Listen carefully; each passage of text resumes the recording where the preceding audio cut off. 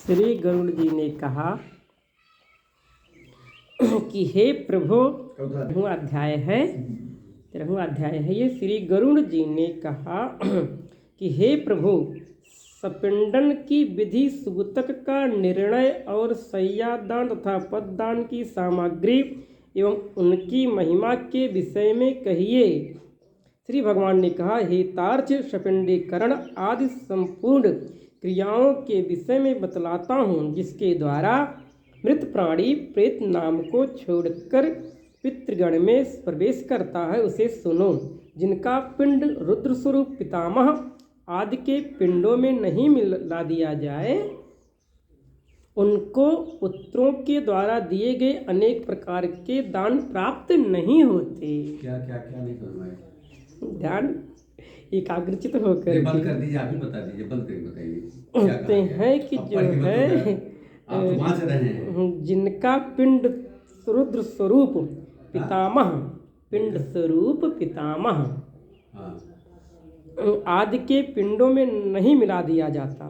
क्या मतलब? नहीं समझे। जिनका पिंड रुद्र स्वरूप पितामह आदि के पिंडों में नहीं मिला दिया जाता है। जैसे कि जो होता है वहाँ पिंड दान होता है, तो पिंडा देखो एक में मिलवाया जाता है। उस पिंड दान करके तो भी कहते हैं कि उनको पुत्रों के द्वारा दिए गए अनेक प्रकार के दान प्राप्त नहीं होती। यदि उनको मिला करके दान न करो तो फिर वो नहीं उनको मिलता है। इसके बाद कह रहे हैं, उनका भी पुत्र सदा अशुद्ध रहता है, कभी शुद्ध नहीं होता, क्योंकि सपिंडीकरण के बिना सूत की निवृत्ति समाप्त नहीं होती। इसलिए पुत्र के द्वारा सूतक के अंत में सपिंडन किया जाना चाहिए। मैं सभी के लिए सूतकांत सूतक समाप्ति का यथोचित काल कहूँगा। ब्राह्मण 10 दिन में, क्षत्रिय 12 दिन में और वैश्य 15 दिन और शूद्र 1 मास में शुद्ध होता है। प्रेत संबंधी सूतक मृता शौच में, सपिंडी 10 दिन में शुद्ध होते हैं। सकुल्या कुल के लोग 3 रात में शुद्ध होते हैं और गोत्रज सकुल्या कुल के लोग 3 रात में शुद्ध होते हैं। सकुल्या भी है, कुल के लोग,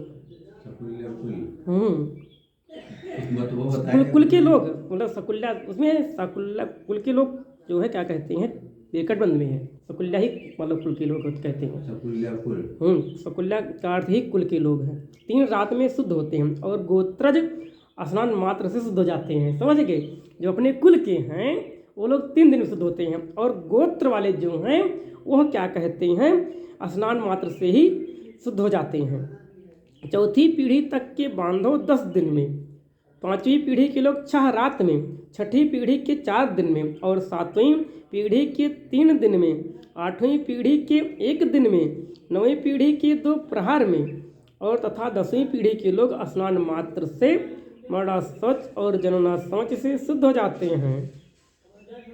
देशांतर में गया हुआ कोई व्यक्ति अपने कुल के जनना शौच या मरणा शौच के विषय का समाचार 10 दिन के अंदर सुनता है, तो 10 रात्रि बीतने में जितना समय शेष रहता है उतने समय के लिए उसे अशौच होता है।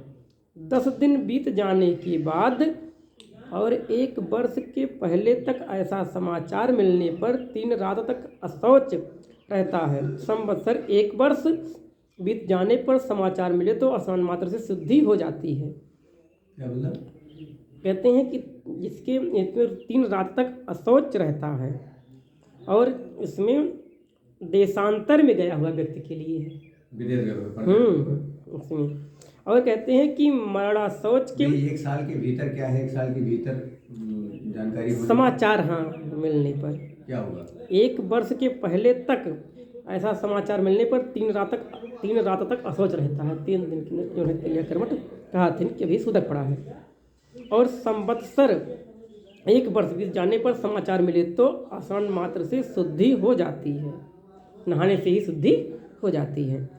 मरणा शौच के आदि के 2 भागों के बीतने के पूर्व अर्थात 6 दिन तक यदि कोई दूसरा अशौच आ पड़े तो आद्य अशौच की निवृत्ति के साथ ही दूसरे अशौच की भी निवृत्ति शुद्ध हो जाती है।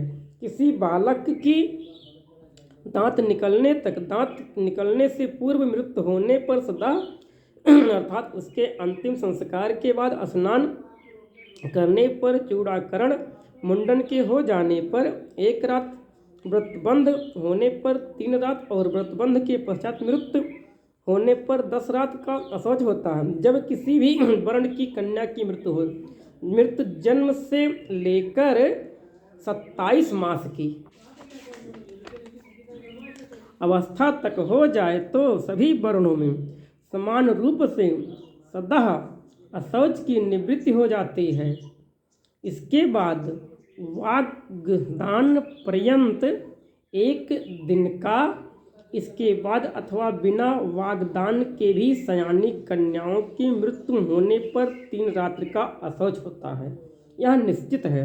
वाग्दान के अनंतर कन्या की मृत्यु होने पर पितृकुल और वरकुल दोनों को 3 दिन का तथा कन्यादान हो जाने पर केवल पति के ही कुल में अशौच होता है। 6 मास के अंदर गर्भस्राव हो जाने पर जितने माह का गर्भ होता है उतने ही दिनों में शुद्धि होती है। इसके बाद अर्थात 6 माह के बाद गर्भस्राव हो तो उस स्त्री को अपनी जाति के अनुरूप अशौच होता है। गर्भपात होने पर सपिंडी की सदा स्नानोत्तर शुद्धि हो जाती है। कलयुग में जनना शौच और मरणा शौच से सभी वर्णों की 10 दिन में शुद्धि हो जाती है, ऐसा शास्त्र का निर्णय है। मरणा शौच में आशीर्वाद, देव पूजा, प्रत्युत्थान, आगंतुक के स्वागतार्थ उठना, अभिवादन, पलंग पर शयन अथवा किसी अन्य का स्पर्श नहीं करना चाहिए। इसी प्रकार मरणा शौच में संध्या, दान, जप, होम, स्वाध्याय, पितृतर्पण, ब्राह्मण भोजन एवं व्रत नहीं करना चाहिए। चलिए आगे तरफ समझ गए। जो नहीं समझ में आया तुरंत पूछेंगे। जो व्यक्ति सूतक में नित्य नैमित्तिक अथवा काम्य कर्म करता है उसके द्वारा पहले किए गए नित्य नैमित्तिक आदि कर्म विनष्ट हो जाते हैं। क्या है नैमित्तिक? है?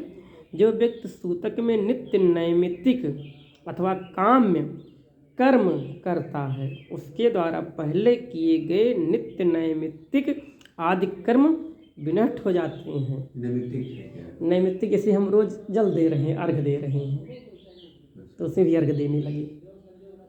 नियम से थे नैमित्तिक की नियत उसी व्रती, ब्रह्मचारी, मंत्रपूत, अग्निहोत्री, ब्राह्मण, ब्रह्मनिष्ठ, यति और राजा इन्हें सूतक नहीं लगता।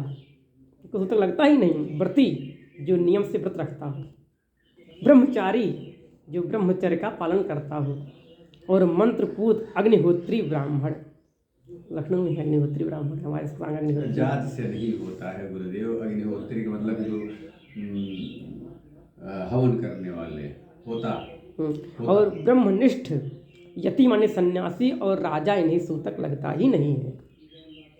सूतक लगता ही नहीं, तो हमेशा पवित्र है। और कह रहे हैं विवाह उत्सव अथवा यज्ञ में मरणाशौच हो जाने पर उस अशौच की प्रवृत्ति के पूर्व बनाया हुआ अन्न भोजन करने योग्य होता है, ऐसा मनु ने कहा है। सूतक न जानने के कारण जो व्यक्ति सूतक वाले घर से अन्नादि कुछ ग्रहण करता है वह दोषी नहीं होता, किंतु याचक को देने वाला दाता दोष का भागी होता है। जो सूतक को छिपाकर ब्राह्मणों को अन्न देता है वह दाता तथा सूतक को जानकर भी जो ब्राह्मण सूत का अन्न भोजन करता है वह दोनों ही दोषी होते हैं। कभी किसी से छिपा करके नहीं दान लेना चाहिए और देना चाहिए। जो कुछ हो सबके सामने हो। इसलिए सूतक से शुद्धि प्राप्त करने के लिए पिता का सपिंडन श्राद्ध करना चाहिए। तभी वह मृतक पितृगणों के साथ पितृलोक में जाता है। तत्वदर्शी मुनियों ने 12वें दिन 3 पक्ष में 6 मास में अथवा 1 वर्ष पूर्ण होने पर सपिंडीकरण कहा है। हेतार्थ मैं तो शास्त्र धर्म के अनुसार चारों वर्णों के लिए 12वें दिन ही सपिंडीकरण करने के लिए कहता हूँ। कलयुग में धार्मिक भावना के अंत होने से, पुरुषों की आयु क्षीण होने से और शरीर की अस्थिरता के कारण 12वें दिन ही सपिंडीकरण कर लेना प्रशस्त है। गृहस्थ के मरने पर व्रतबंध, उत्सव आदि व्रत उद्यापन तथा विवाह आदि कृत्य नहीं होते। जब तक पिंड मेलन नहीं होता अर्थात पितरों में पिंड मिला नहीं दिया जाता या सपिंडीकरण श्राद्ध नहीं होता, तब तक उसके यहाँ से भिक्षु भिक्षा भी नहीं ग्रहण करता। भिखारी भिक्षा भी नहीं लेना चाहिए उस भिखारी को।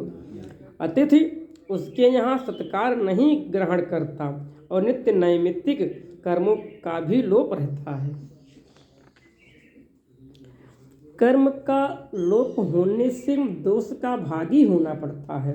इसलिए चाहे निरग्नि और हो या साग्निक हो, निरग्निक हो या साग्निक हो, अग्निहोत्री 12वें दिन सपिंडन कर देना चाहिए। क्या मतलब? अग्निहोत्री जैसे कि कहते हैं कि इसलिए चाहे जो है निरग्निक हो या साग्निक हो, अग्निहोत्री 12वें दिन सपिंडन कर देना चाहिए।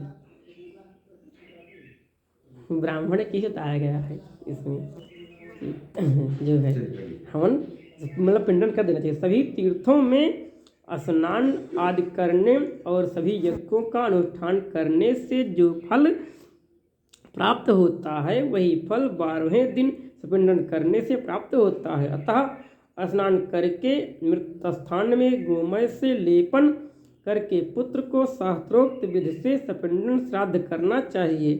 पाद्य अर्घ आचमनीय आदि से विश्व देवों का पूजन करें और असदगति के पितरों के लिए भूमि में बिकर देकर हाथ पांव धोकर पुनः आचमन करें। तब वसु, रुद्र और आदित्य स्वरूप पिता पितामह अर्थात पर पितामह को क्रमशः एक एक अर्थात 3 पिंड प्रदान करें और चौथा पिंड मृतक को प्रदान करें। चंदन, तुलसी पत्र, धूप, दीप, सुंदर भोजन, तांबूल, सुंदर वस्त्र तथा दक्षिणा आदि से पूजन करें। तदंतर सुवर्ण की सलाका से प्रेत के पिंड को 3 भागों में विभक्त करके पितामह आदि के पिंडों में पृथक पृथक उसका मेलन करें। अर्थात एक भाग पितामह के पिंड में, दूसरा भाग पर पितामह के पिंड में तथा तीसरा भाग वृद्ध पर पितामह के पिंड में मिलाएं। हेतार्थ मेरा मत है कि माता के पिंड का मेलन पितामह ही आदि के पिंडन के साथ और पिता के पिंड का मेलन पितामह आदि के पिंड के साथ करके सपिंडीकरण श्राद्ध संपन्न करना चाहिए। जिसके पिता की मृत्यु हो गई हो, पितामह जीवित हो, उसे पर पितामह आदि पूर्व पुरुषों को 3 पिंड प्रदान करना चाहिए और पितृपिंड को 3 भागों में विभक्त करके विभक्ति जो है दूसरा पृथक पृथक माने अलग अलग, पृथक पृथक माने अलग अलग करके